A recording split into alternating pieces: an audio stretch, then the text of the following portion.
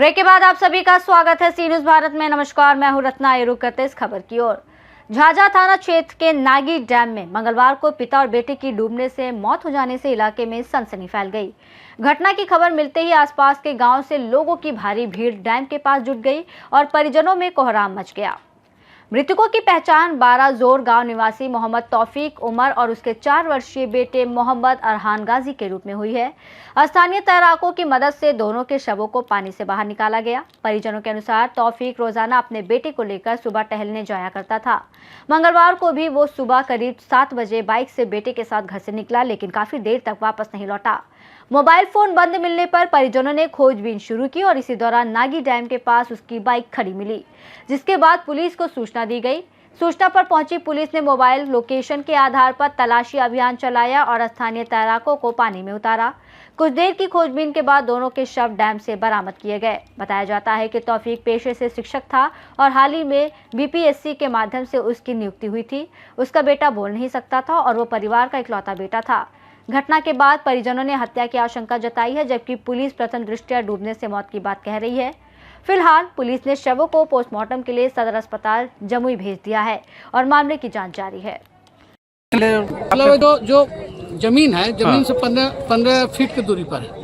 पिताजी का शव मिला। हाँ, दोनों लगभग वहीं लगभग 2-3 फीट के आगे पीछे।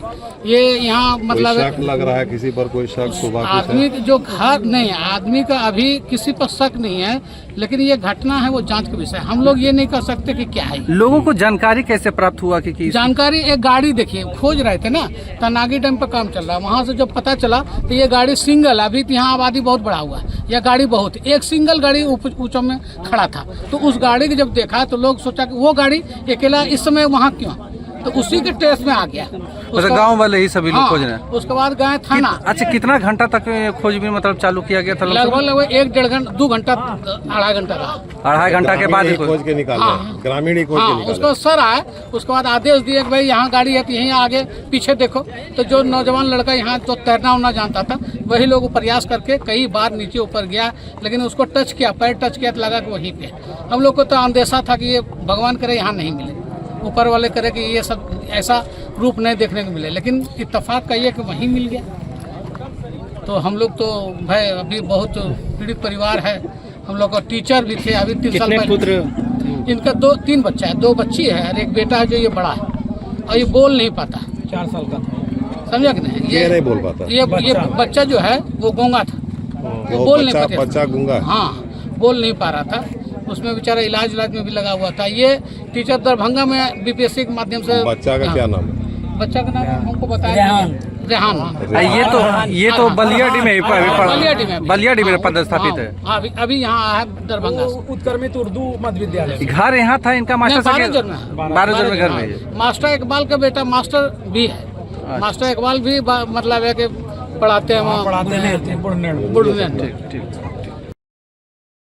सर, क्या सूचना प्राप्त हुई थी? सर, सूचना प्राप्त हुई कि मास्टर साहब जो हैं वो अपने बच्चे के साथ घुमाने के लिए नागी डैम की तरफ लेके गए हैं और उनका मोबाइल बंद आ रहा है और कहीं आता पता नहीं चल रहा है। तत्क्षण मेरे द्वारा DIO से संपर्क कर उस मोबाइल नंबर का TL लिया गया। तो उनका अंतिम टावर लोकेशन छापा का बता रहा था।